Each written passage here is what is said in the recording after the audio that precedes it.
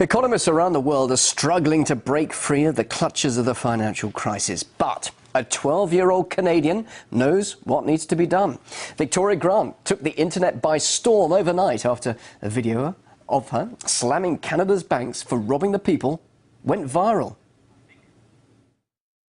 What I have discovered is the banks and the government have colluded to financially enslave the people of Canada.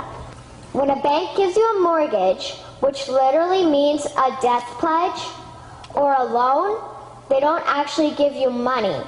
They click a key on a computer and generate the fake money out of thin air. It has become painfully obvious, even for me, a 12-year-old Canadian, that we are being defrauded and robbed by the banking system and a complicit government. What will we do to stop this crime? Well, we've got internet sensation Victoria Grant and her mother, Marcia Grant, on the line from Canada right now. So, Victoria, I watched all of your speeches, quite long, so can you just very briefly tell us what's been bothering you about Canada's banking system? Well, what's been bothering me is that our government has been borrowing money from private banks and putting us into debt, and they're not doing anything about this. So they're just standing by and watching the private banks make us pay compounded interest. Well, clearly you understand what's happening there in your country. Do you have any solutions for the world's economic problems?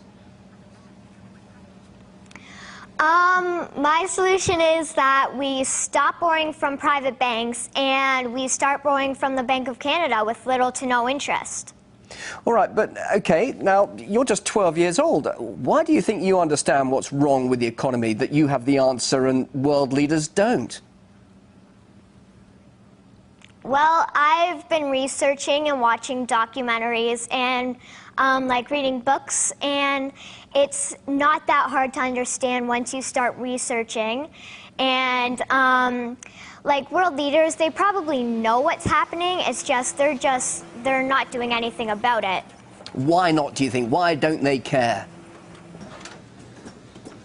I think they don't care because they're benefiting from what they're doing to us.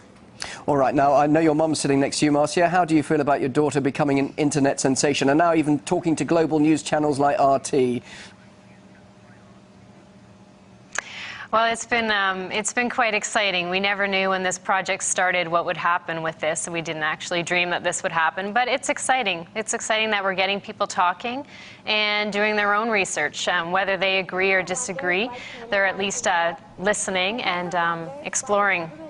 Well, Victoria, as I said a little earlier, I saw your presentation. It was very impressive. I suppose a lot of people ask you this question. Did you really come up with all these ideas yourself? Me and my dad have been watching documentaries, so I'd be taking notes, and then, you know, like we'd write it down, and then we put it into my speech. So this is the sort of thing you've been discussing. Like we both worked on it. So you've been discussing this with your dad, and clearly it's something that has really taken your interest by storm. And you feel that you definitely have a message to tell not just people of your generation, of your age, but the whole of the world, from what you're understanding now. Yeah. All right. Now, thousands, of course, people around the world will have seen you explaining what's wrong. What about you yourself? Your mum's obviously pretty excited by all of this, but what about the attention on you now? It's been amazing. I like that so many people are watching it because they can get information on what's happening and they can try and tell other people about it. But some people of your age might say economics, finance, all boring, isn't it? Yeah, probably. But what do you say to them? That's actually important for our lives?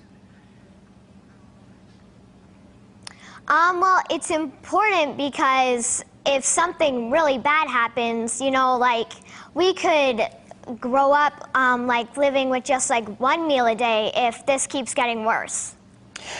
What about then when you grow up? What are your ambitions? Do you want to be an economist? Do you want to be a prime minister? Well, I want to be an interior designer, but I'm definitely going to keep studying monetary reform. So you're going to be interior designer, so you're creative as well as having a financial mind as well. Well, we wish you the best of luck in your career. Thank you very much indeed, Victoria Grant, and also mother Marcia Grant, joining us live there in Canada. Thank you.